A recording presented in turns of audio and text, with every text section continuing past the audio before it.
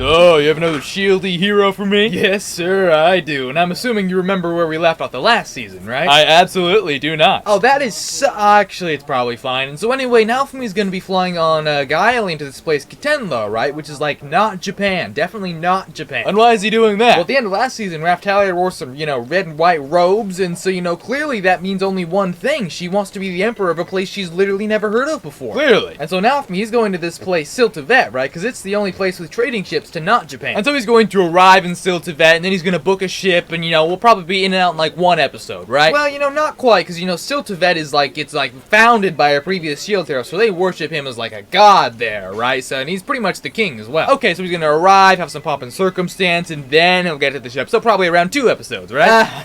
Try 6. What? That's like half the season. Exactly. Do you worry that spending so much time on this side quest will make the actual, important part of the season feel rushed? Never even crossed my mind. And so then anyway, Naofumi's gonna arrive in Siltvet, and everyone is just so happy to see him. Oh, he must like that. He will hate every single moment of it, especially the part where all the nobles send their, young daughters to him while he's in the bath. Oh no, how is he gonna fix such a precarious situation? Well, he's the shield hero, so he uses shields. Oh, he's gonna, I see. Okay, I guess if that was your goal, then yeah, you should definitely do that. And then we're gonna meet this lion guy, Juralis, right? Oh, what's this guy who's lion so roar? What's this Rory guy like? Well, you have the white tiger siblings full on Atla, right? Because, he killed their father. Oh, that is just so not good. No, it's not. And so then anyway, after Naofumi survives the poisoning attempt... Wait, who tried to poison the shield hero in broad daylight? Not important because he had antidote ready to go for everyone. Well, how did he know to do that? Oh yeah, I should have mentioned at the start of the season, we find out the Queen of Melmarak gave Naofumi the script for this part of the show. Oh, gotcha. Yeah, that would do it. And so anyway, Naofumi decides that Juralis probably did these things, so he's gonna suggest a duel with him. Oh, and how does that go? Well, Full and Atla are gonna fight him, and Full decides that it's time to level up. Oh, and how are we gonna show that? Well, get this, the white tiger is gonna turn into a frickin' white tiger, and so, he's gonna smack Juralis to the ground over the course of,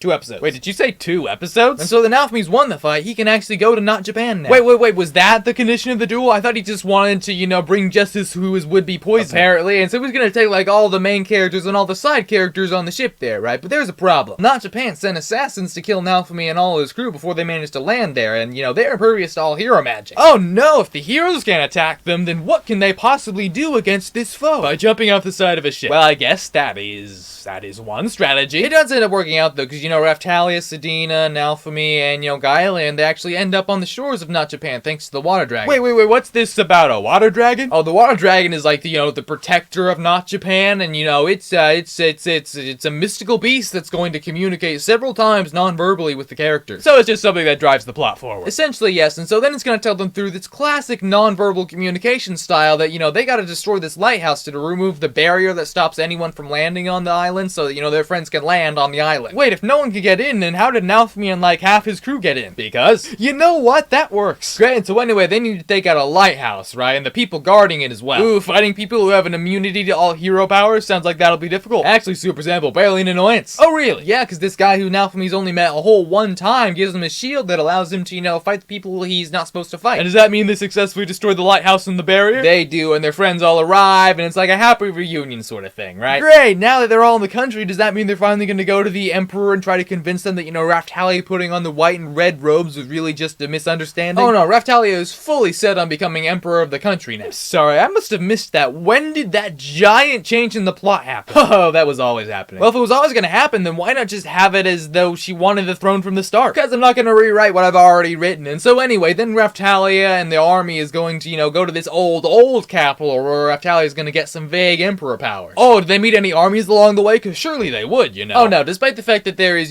supposedly an Imperial army, we will never, ever see them. And we're only ever going to meet its commander, this lady Shieldina, right? Oh, I'm a little bummed about the fact there's no army, but what's this new girl like? Well, she's going to look a lot like Sadine. Wait a second, she looks similar and her name is similar. That's anime logic for they must be related. Oh, dang it, how did you guess my crazy plot twist? Yes, she is Sadina's little sister, and you know what? She's also going to challenge her older sister to a duel. Oh, and how does that go? Well, since she hasn't had much screen time up until now, Sadina decides that, for this one scene, she is just completely unkillable. Well, if she's all-powerful, then what is Shieldina gonna do? Well, she's gonna summon the soul of a previous emperor into her body, right? So, we have kind of like a final boss for Raphtalia to fight. I have what? On just so many levels. Oh, don't think about it too much, or you will go crazy. But anyway, the point is that this older emperor emperor is gonna look exactly like Raphtalia, except she's got red lips and carries a giant sledgehammer. A final fight with two people who share the exact same powers and even look alike. Now, where have I seen this before?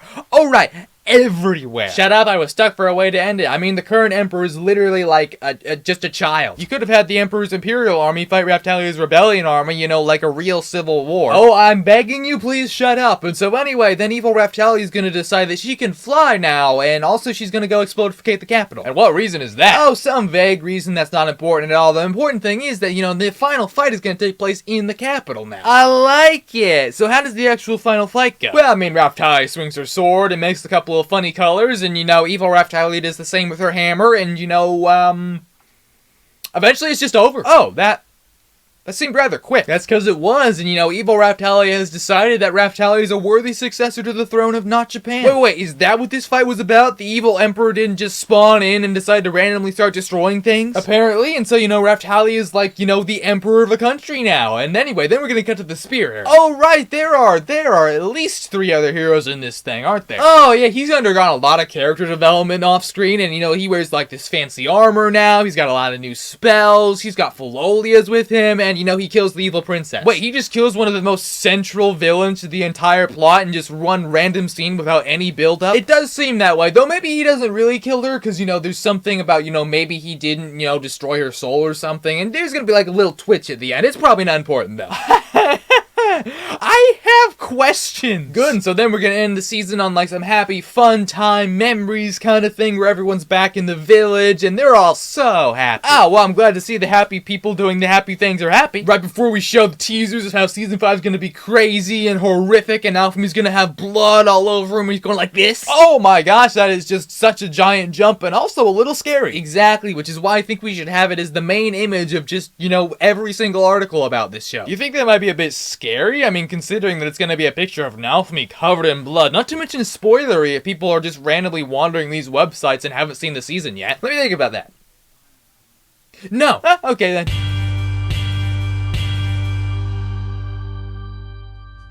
Hey guys, Anime Pitch Me here. Hope you enjoyed that video. If you did, then I suggest you click over here for more cute and happy things, or maybe the exact opposite of that. We've got a lot of things. Anyway, see you in the next one.